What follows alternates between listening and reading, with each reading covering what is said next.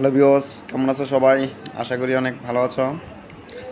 আজকে আমি এখন বাংলাদেশের কুমিল্লা জেলার চৌদ্দগ্রাম উপজেলার গুণবতী রেল স্টেশনে আছি।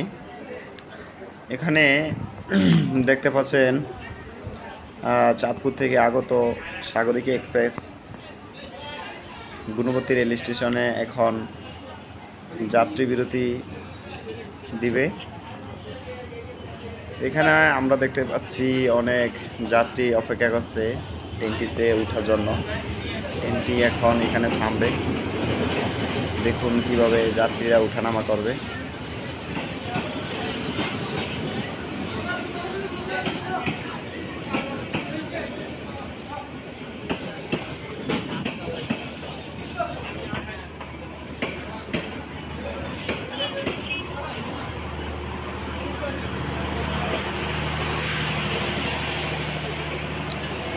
ট্রেনটি থামার সাথে সাথে যাত্রীদের উঠানামার ভিড় দেখুন, কে কোন বগিতে উঠবে সেটা নির্ধারণ করতেছে।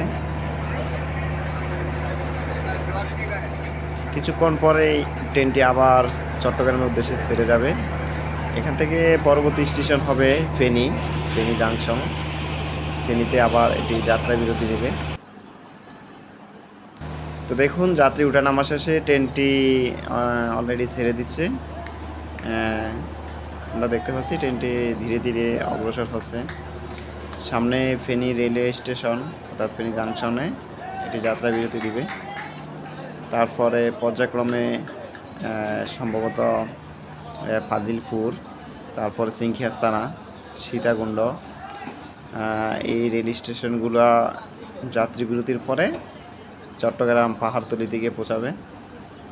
তো দর্শক, আপনাদের যদি ভিডিওটা ভালো লেগে থাকে তাহলে অবশ্যই এটি লাইক করবেন, শেয়ার করবেন, আর ফলো না করলে অবশ্যই ফলো দিয়ে সাথে থাকবেন। ধন্যবাদ।